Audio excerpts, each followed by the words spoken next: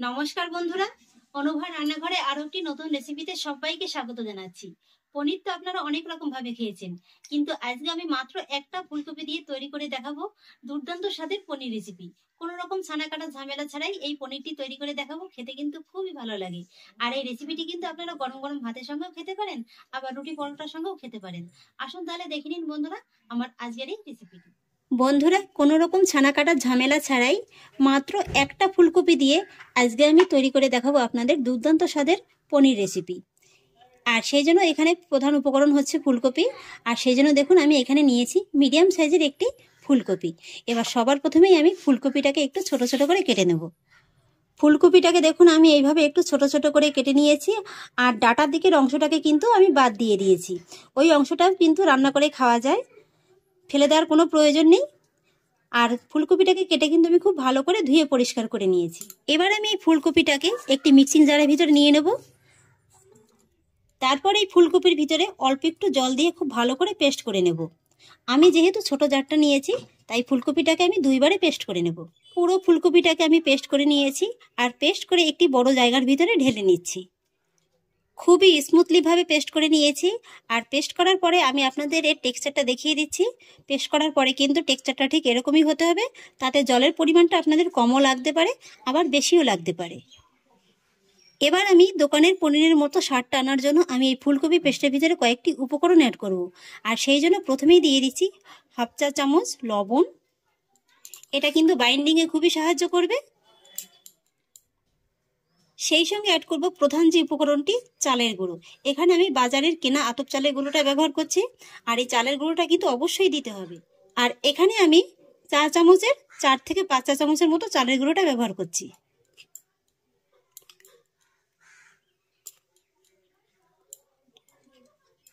আর সেই সঙ্গে আরও একটি প্রধান উপকরণ অ্যাড করছি, আর সেটা হলো গুঁড়ো দুধ। এখানে আমি 3 চা চামচের মতো গুঁড়ো দুধটা ব্যবহার করছি। এই গুঁড়ো দুধটা দেওয়ার কারণেই কিন্তু এই ফুলকপির পনিরের ভিতরে আপনারা দোকানের পনিরের স্বাদটা কিছুটা হলেও পাবেন। এবার সমস্ত উপকরণগুলো আমি ফুলকপির পেস্টের সঙ্গে ভালো করে মিশিয়ে নেব।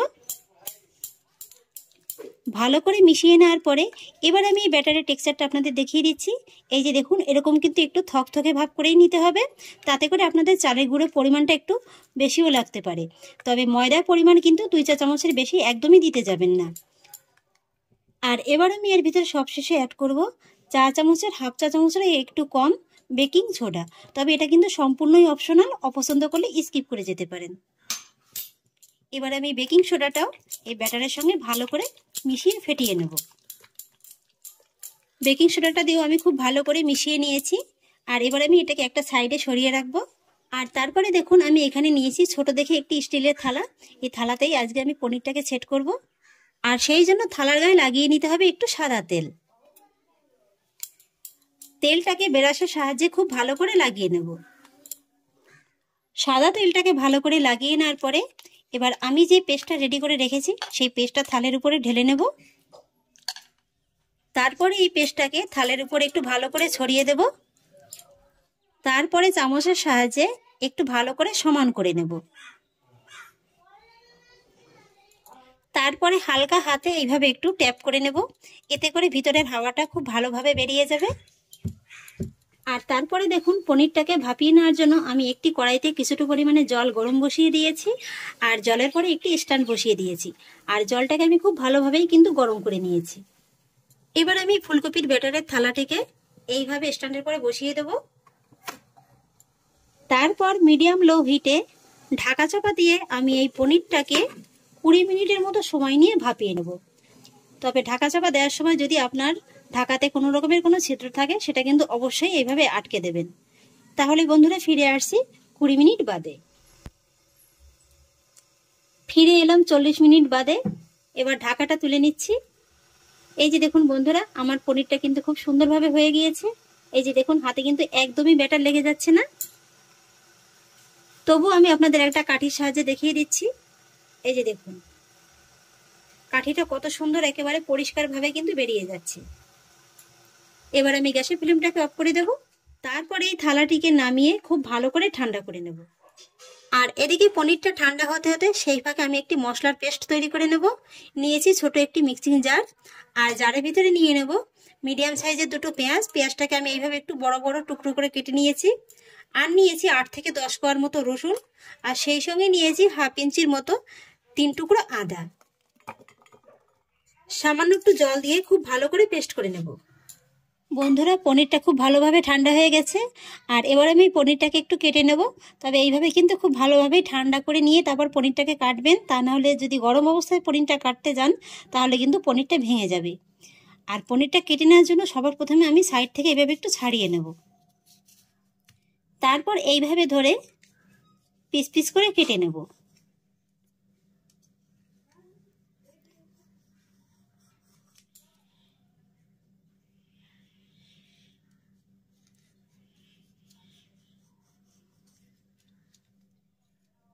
পিস পিস করে কেটে নেওয়ার পরে এবার আমি পনিরটাকে এইভাবে তুলে নেব।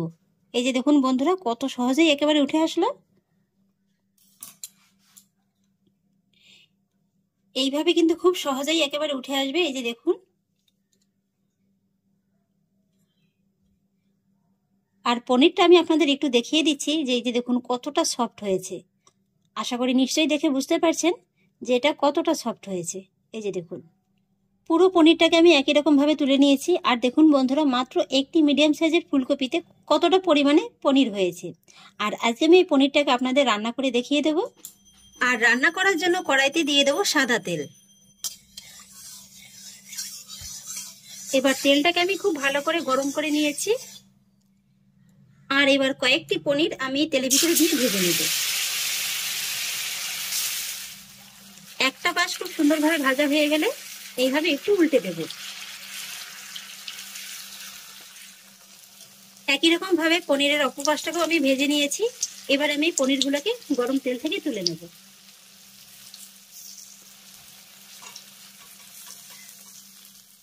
কালারটা দেখুন বন্ধুরা কত সুন্দর এসছে।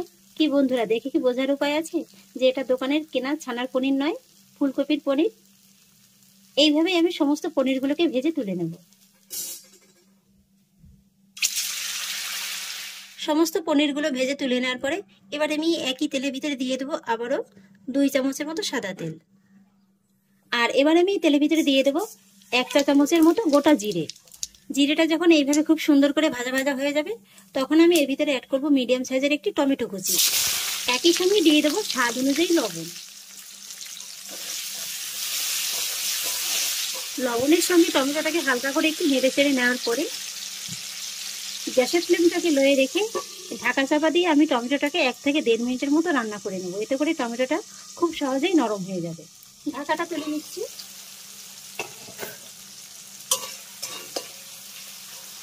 টমেটোটা কিন্তু অনেকটা নরম হয়ে গেছে। আর এবার আমি এর ভিতরে অ্যাড করব পেস্ট করে নেওয়া আদা, রসুন আর পেঁয়াজটা। নেড়ে চেড়ে একটু ভালো করে কষিয়ে নেব, যাতে করে আদা রসুনের কাঁচা গন্ধটা খুব ভালোভাবে চলে যায়। নেড়ে চেড়ে একটু কষিয়ে নিয়েছি। আর এবার আমি এর ভিতরে অ্যাড করব সামান্য একটু জল। মিক্সির বাটি ধোয়া জলটাই দিয়ে দিচ্ছি। তারপরে অ্যাড করব 1/2 চা চামচের একটু কম হলুদ গুঁড়ো, 1/2 চা চামচের একটু বেশি ধনে গুঁড়ো, 1/2 চা চামচের একটু কম জিরে গুঁড়ো, আর 1/2 চা চামচের একটু বেশি লাল লঙ্কার গুঁড়ো। এবার আমি এই সমস্ত মশলার উপকরণগুলোকে খুব ভালো করে কষিয়ে নেব, যতক্ষণ না পর্যন্ত মশলা থেকে তেলটা খুব ভালোভাবে রিলিজ হয়ে যাচ্ছে। আমি একটুখানি ঢাকা চাপা দিয়েই মশলাটাকে কষিয়ে নিয়েছি। এই যে দেখুন বন্ধুরা, মশলাটা কত সুন্দরভাবে কষানো হয়ে গেছে, তেলটা কিন্তু খুব ভালোভাবে একেবারে ছেড়ে দিয়েছে। আর এবার আমি কষিয়ে নেওয়া মশলার ভিতরে অ্যাড করব গরম জল। এখানে কিন্তু অবশ্যই গরম জলটা ব্যবহার করবেন। আর আপনারা আপনাদের প্রয়োজন অনুযায়ী কিন্তু এখানে জলের ব্যবহারটা করবেন। আমি 1.5 কাপের মতো জলটা ব্যবহার করেছি। আর এবার আমি মিডিয়াম ফ্লেমে ঢাকা চাপা দিয়ে এই গ্রেভিটাকে একটু ফুটিয়ে নেব। ঢাকাটা আবার তুলে নিচ্ছি।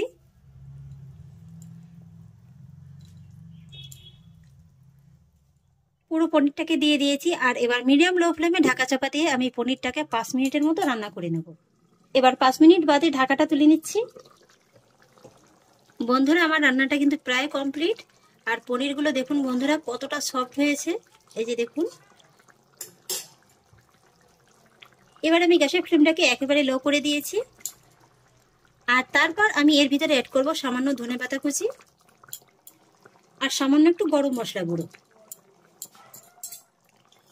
ভালো করে একবার মিশিয়ে নেব। ব্যাস বন্ধুরা, তৈরি হয়ে গেল আমার মজাদার স্বাদের ফুলকপির পনির রেসিপি। এবার আমি গ্যাসের ফ্লেমটাকে অফ করে দেব আর ঢাকা চাপা দিয়ে এই পনিরটাকে 2 মিনিটের মতো একটু রেখে দেবো। 2 মিনিট বাদে এবার ফাইনালি কিন্তু আমার পনিরের রেসিপিটি একেবারে কমপ্লিট। দেখতে দেখুন বন্ধুরা কতটা লোভনীয় লাগছে, আর কিন্তু বোঝারই উপায় নেই যে এটা ফুলকপি দিয়ে তৈরি করা। এবার আমি এটাকে নামিয়ে নেব।